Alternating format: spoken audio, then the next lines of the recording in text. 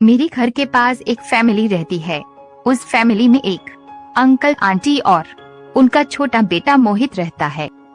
वैसे तो मोहित मुझे भाभी भाभी बोलता है, लेकिन वह मुझे बहुत अच्छा लगता है क्योंकि वह देखने में एकदम हट्टा-कट्टा और हीरो जैसा दिखता है। इसीलिए मोहल्ले की सारी लड़कियां उसको छुप छुप कर देखती है। मैं उसको इसलिए नहीं कुछ बोल सकती थी क्योंकि मैं एक शादीशुदा औरत हूँ, लेकिन उसको देखकर मेरे अंदर बहुत सारे अरमान खिल उठते थे। मैं जब भी उसको कोई काम करने के लिए बोलती थी, जाकर मेरे लिए बाजार से कुछ सामान लेकर आए, तो बिना सवाल किए मेरी हर बात मान लेता था और कोई सवाल भी नहीं पूछता था। अचानक एक दिन मेरे हस्बैंड एक काम से 4 दिनों के लिए बाहर चले गए थे और मेरे अंदर की गर्मी इतनी ज्यादा बढ़ गई थी कि उसे ठंडा करने के लिए कोई तो चाहिए था। मैं झट से मोहित को काम के बहाने से अपने घर बुलाई। मोहित ने बोला, क्या है भाभी, बोलिए क्या सेवा कर सकता हूँ मैं आपकी। मैंने कहा, देखो ना, अचानक से मेरे घर का पंखा खराब हो गया है और मुझे बहुत गर्मी लग रही है। मोहित ने कहा, कोई बात नहीं भाभी, मैं अभी ठीक किए देता हूँ। इतने में मैं उसके लिए चाय लेकर आई। मैं बोली, मोहित आज मैं कैसी लग रही हूँ। मोहित शर्माते हुए, बहुत सुंदर लग रही है भाभी, एकदम हीरोइन की तरह। मैं प्यार से उसको बोली, अच्छा जी। फिर मैं उसको अपनी बाहों में भरकर, चलो थोड़ी मस्ती करते हैं।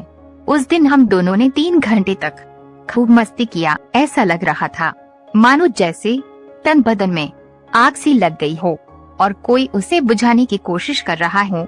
हम दोनों की सिर्फ सांसें चल रही थी। धीरे धीरे हम दोनों एक दूसरे में डूब गए, जैसे गहरे जल के सागर में कोई नाव डूब जाती हो। सुबह से शाम हो गई और वो जाने की तैयारी करने लगा। मैं मोहित से बोली, किसी से बाहर कहना मत, नहीं तो मेरी बदनामी हो जाएगी। मोहित ने बोला, ठीक है भाभी, अच्छा लगा मुझे आपसे मिलकर। उसके बाद से मानो मुझे खुशी का खजाना मिल गई थी। हम दोनों हर समय हर पल जब भी मौका मिले साथ मस्ती करते थे। मैं ज्यादा संतुष्ट रहने लगी। इसका मुख्य कारण मोहित का जबरदस्त संभोग शक्ति था। वो जब भी शुरू करता मेरे साथ 20 से 40 मिनट तक करता रहता था। उस दौरान मैं पसीने से भीग जाती थी। 4 महीने तक ऐसा चलता रहा। मैं भी खुश थी, लेकिन ये खुशी ज्यादा दिनों तक नहीं टिकी। सुनने में आया कि मोहल्ले वालों में कानाफूसी शुरू हो रही है मेरे और मोहित के बारे में। मोहित थोड़ा उदास रहने लगा क्योंकि उसे अपनी भविष्य की चिंता होने लगी थी। इधर मैं भी परेशान रहने लगी। मुझे डर था कहीं मेरे परिवार वालों को इसकी खबर ना मिल जाए, इसलिए मैंने निश्चय किया कि अब मैं मोहित से नहीं मिलूंगी। मैं मोहल्ले की औरतों से बोलचाल करनी छोड़ दी। बाजार से कुछ भी सामान लाना हो तो मैं खुद आने जाने लगी। 1 साल बीतने के बाद सब कुछ ठीक हो गया, जैसे कुछ हुआ ही नहीं था। मैं भी एक सपने की तरह सारी बातें भूल गई। अब मेरा खुद का एक छोटा बेटा है और मैं शहर को छोड़कर अपने पति के साथ मुंबई वापस आ गई और मेरे पति को एक सरकारी नौकरी लग गई थी। वह में व्यस्त रहने लगी। दुनिया में न जाने कितने लोग ऐसे होते हैं जो शादी के बाद भी किसी के साथ रहना पसंद करते हैं। ये कोई बड़ी बात नहीं है, ये तो बस शरीर की अभिलाषा है। जो किसी की पूर्ति होती है तो किसी की अधूरी रह जाती है।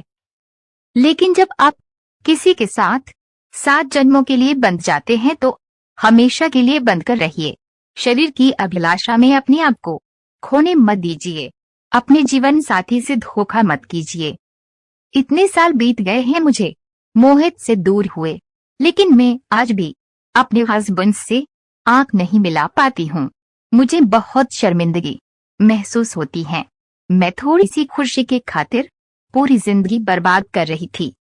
इसी के साथ मैं अपनी कहानी को खत्म करती हूँ और साथ ही साथ यह बोलना चाहती हूँ, अगर कोई पसंद आया है और मन में ये ख्याल आया कि उसके साथ शारीरिक संबंध बना लेनी चाहिए, तो थोड़ा रोकिए, खुद को रोकिए।